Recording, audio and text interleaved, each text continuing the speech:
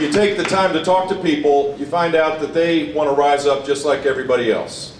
Many of the people that work here are probably going to school to get additional degrees so that they can get a better job, so that they can provide for their families, and it just sounds kind of like the creed that the Grand Dam of the Republican Party here in Myrtle Beach just gave, which is that everybody that I know wants to rise up. They want to achieve earned success. They don't want to get a handout, they want earned success. So how do we create a society again that's an opportunity society? Not one that strives to get a guarantee of results, but one where we build capacity so that people can dream the biggest possible dreams, so that the interaction of all of us together in pursuit of our own individual dreams continues to create the greatest country on the face of the earth. That, I think, is what elections ought to be about. They shouldn't be about how bad the other guy is or how bad his ideas are. There's a give and take in politics. Look, it's a contact sport, I get that. I understand, trust me, I've got a front row seat. I've participated as a blocking guard, if you will, for candidates in the past.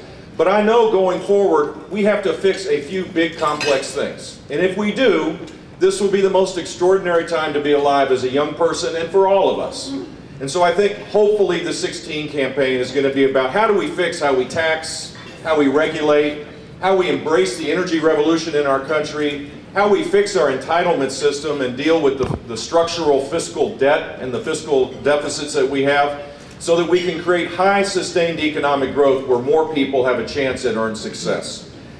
My background is one that has led me to believe that that by far and away is the best philosophy, the best governing philosophy for our country. My life started, when I woke up and I saw my mom. I didn't know at the time that I won the lottery, but I sure as heck did in Midland, Texas. My little eyes opened up and there was Barbara Bush. And I am so blessed to have my mom and dad, not just because they're famous people, but because they're the best mom and a dad that anybody could ever have. They taught me right and wrong. They gave me the habits at work. They taught me integrity and courage and all the virtues that lead to a successful life. And all my screw-ups, and I've had some like all of us have, are all my own doing, have nothing to do with my parents. My dad, I believe, is the greatest man alive. And if anybody wants to disagree, we'll go outside and we'll talk about it. And I'm proud of my brother as well. I'm proud of my brother. He served this country in a difficult time. But I know if I go forward, I have to share my heart. I have to say who I am, what my ideas are. If I go forward beyond the consideration of this, it ought to be about the future. I've worked every day of my life. I've taken no more than a week off. I'm a grinder. And I think it's important to work really hard. When you have big problems, you have to develop strategies to fix them. You have to be earnest about it, and you have to be all in. And my life has been one of being all in. I am proud of the fact that I've done something really unique in politics, at least, which is I've signed the front side of a paycheck. Now I know that in Washington that's kind of a foreign concept, but actually making payroll, taking risks, dusting yourself off when it doesn't work out all the time, pursuing strategies that others might not understand, allowed myself and my partner Armando Codina to build the largest full-service commercial real estate company in South Florida. And I'm proud of that experience because that is at the heart of America. It isn't the top-down rules. It's not the Obamacare rules, the thousands and thousands of pages of rules and laws that are passed. That's the progressive liberal agenda.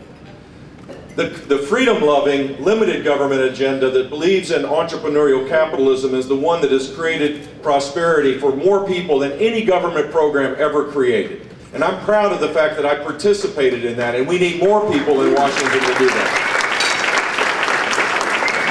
In 1998, learning what I learned in 1994, I became governor of the wacky state of Florida, which I'm very proud of. I love my state. It is a purple, as you're not kidding, purple state.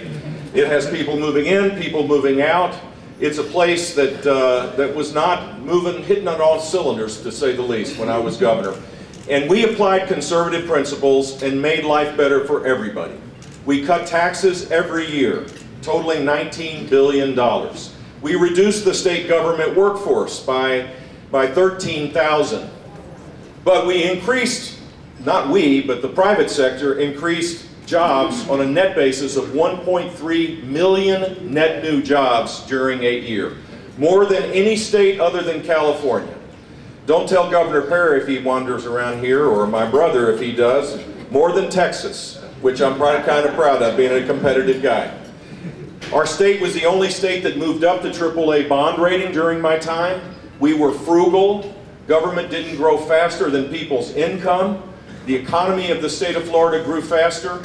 We challenged every basic aspect of how government works. If it created a barrier for people to not be able to achieve earned success, we tried to tear down that ceiling so that people could aspire to a better life. And the net result was, it worked out pretty good. Talking about conservative principles, not just saying how bad the other side is, but actually taking conservative principles and having the creativity and the guts and the determination to take on entrenched interests, to fix things for everybody, not to win a political argument, but improve the condition for people in the state, is what we need.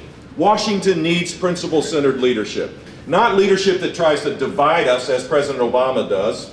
Not leadership that demonizes anybody that disagrees with him, but leadership that says, here are our objectives, and anybody that wants to join in can.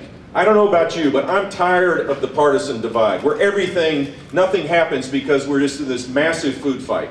It's time for conservatives to be able to lead, to fix a few big things so that we can have high economic growth where more people can achieve earned success. The next President of the United States will have to re-engage with the world, where his or her bond matters, where his word means that the United States will act. No more red lines and no action. No more Russia is a regional power and allow 30 days later the invasion of Crimea.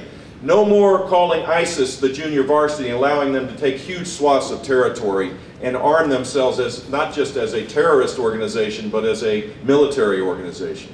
No more saying that we're going to do something where nothing happens.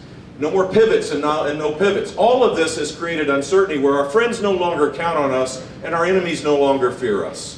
An America that is engaged will create a more peaceful world and will make it less likely that we have boots on the ground in this country. And we need to restore that bipartisan tradition before it is too late. I just want to tell you that I have burnt all my bridges behind me. I am seriously considering the possibility of this.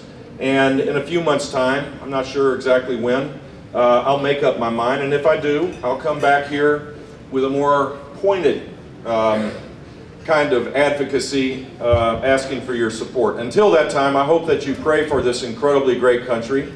I hope that you continue to stay involved to support principle-centered Republican conservative candidates. And I hope that you stay involved all the way through 2016. This will be a huge election, not just for president, but across the board.